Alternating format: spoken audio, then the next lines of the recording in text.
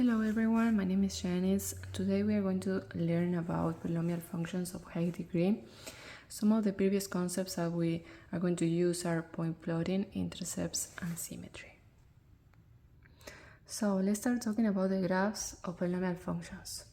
And let's mention some features. For example, the graph of polynomial functions is continuous. This means that the graph has no breaks or gaps. So for example, if we have something as a graph of the piecewise defined function, that is going to be something like that. This is not continuous, this is continuous.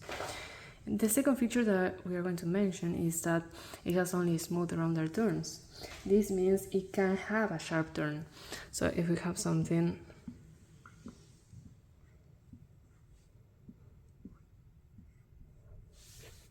like that, then this is not a rounded turn. Now let's introduce monomial functions. Monomial functions are the polynomial functions that have the simplest graphs. The form is f of x equals x to the power of n. Something that I want you guys to remember is the leading coefficient that we're going to talk later.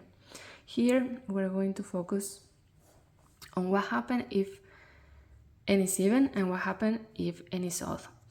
When n is even, the graph is similar to f of x equal x squared. The graph touches the x-axis at the x-intercepts. The graph of the function is symmetric with respect to the y-axis. Remember that a graph is symmetric to the y-axis if for every point x, y on the graph, there is also a corresponding point negative x, y. In other words, f of negative x is equal to f of x.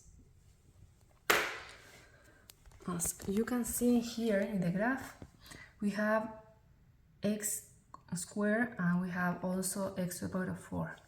Now, if you can see, the greater the value of n, the flatter the graph near the origin. Now let's talk about what happens when n is odd. The graph is similar to the function f of x equals x to the power of 3. The graph crosses the x-axis at the x-intercepts, and the graph of the function is symmetric with respect to the origin.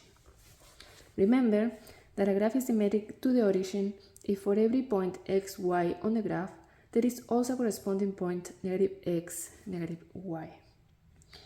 In other words, f of negative x is equal to negative f of x.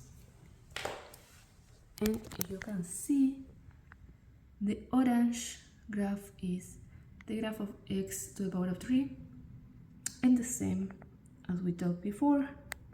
In green we have the function of x to the power of 5. Let's see an example of sketching monomial functions. Here we have f of x equals to negative x to the power of 5. This function is of the family of x to the power of 3. Here we can see that the degree is 5, so it's odd, and also we have a negative, so this indicates a reflection in the x-axis. So our function is going to be like that.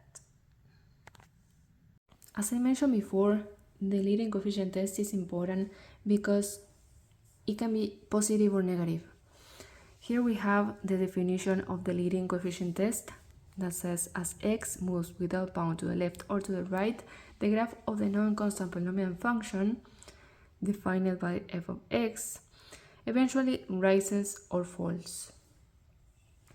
So we have when n is odd or when n is even, it can be positive or negative.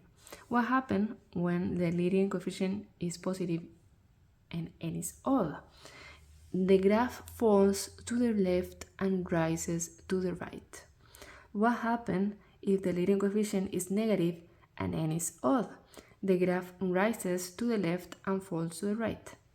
What happens if the leading coefficient is positive and n is even? then the graph rises to the left and to the right. And if the leading coefficient is negative and n is even, then the graph falls to the left and to the right. F of x goes to infinity as x goes to infinity means that the graph rises to the right, and f of x goes to negative infinity as x goes to negative infinity means that the graph falls to the left. The dashed portions of the graph indicates that the test determines only the right hand and left hand behavior of the graph.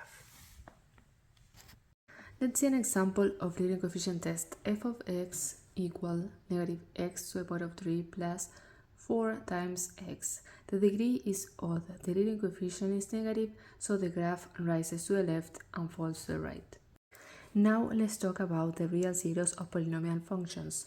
For a non-constant polynomial function f of degree n, where n is greater than 0, the function has at most n real zeros. The graph of f has at most n minus 1 turning points. So we have f non-constant polynomial function, and we have a real number. So these four statements are equivalent. X equals a is a zero of the function f.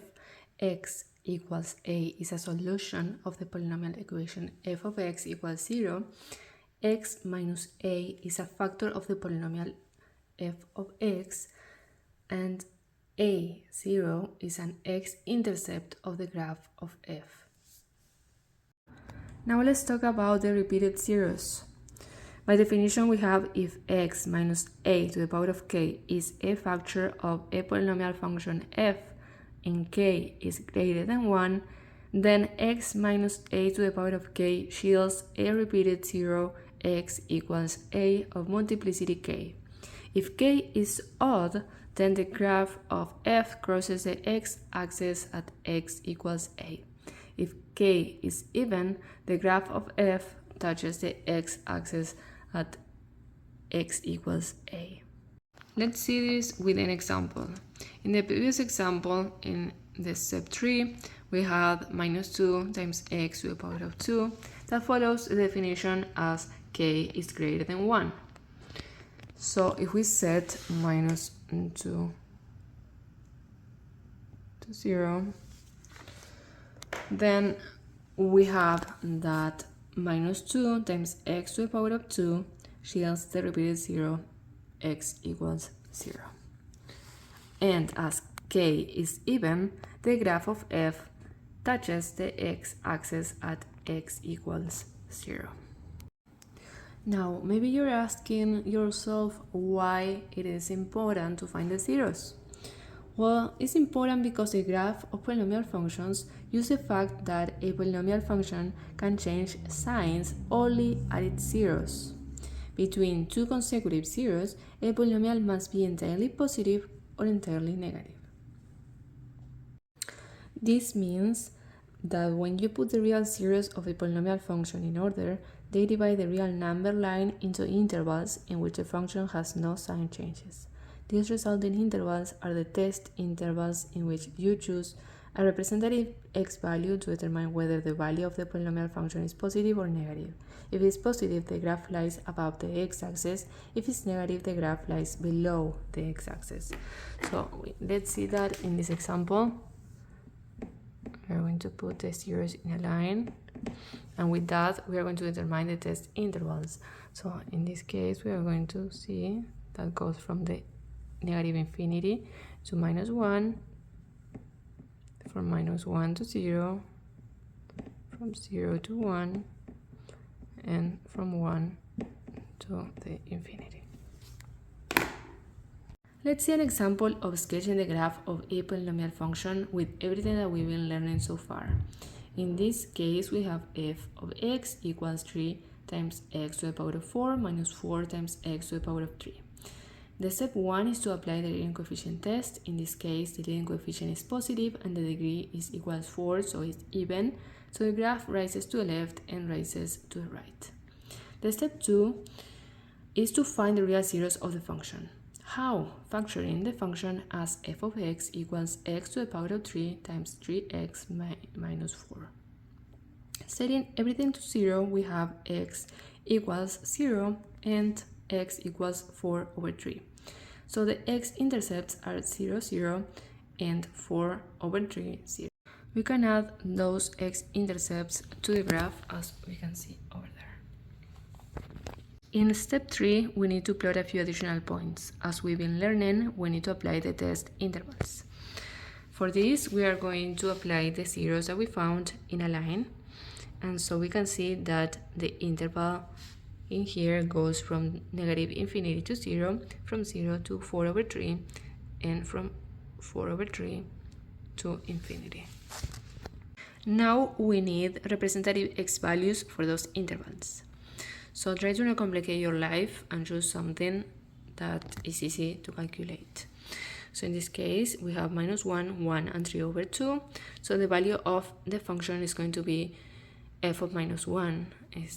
This is substitute the minus 1 into the function, and we have 7. F of 1 is minus 2, and f of 3 over 2 is 27 over 16. So the sign is going to be positive, negative, and positive. And the point of the graph is going to be minus 1, 7, 1, minus 1, and 3 over 2, 27 over 16. And you survive to the last step, that is step 4. You need to draw the graph. And so we have everything basically.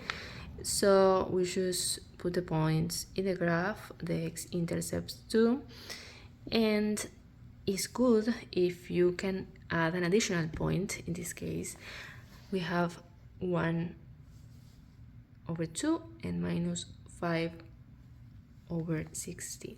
That is going to be the green point over here, and this is a graph.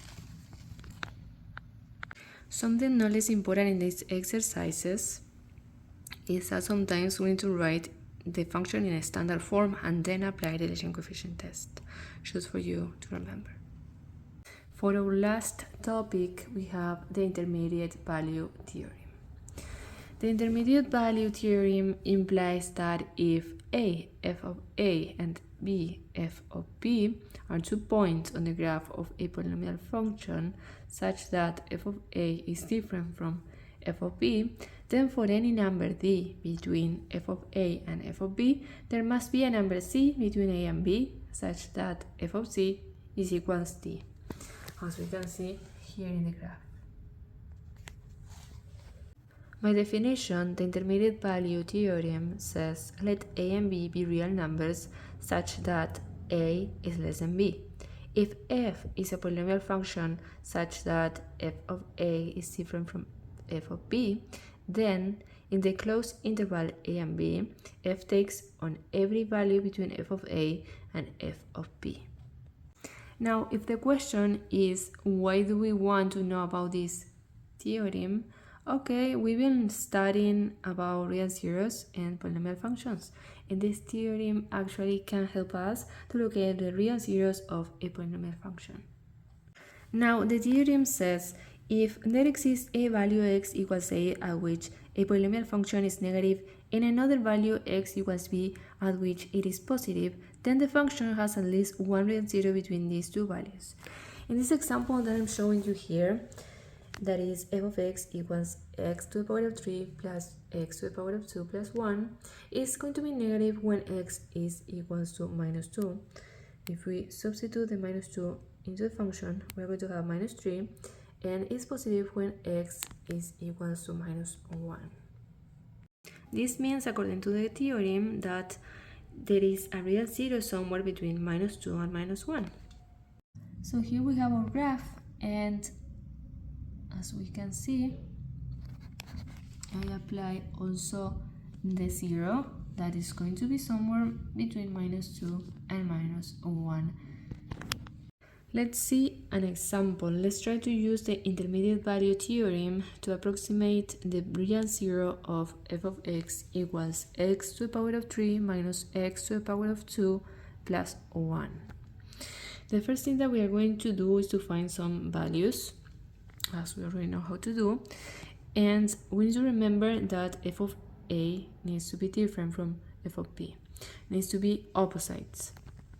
So f of minus 1 is negative and f of 0 is positive, so we're going to have real zeros between minus 1 and 0.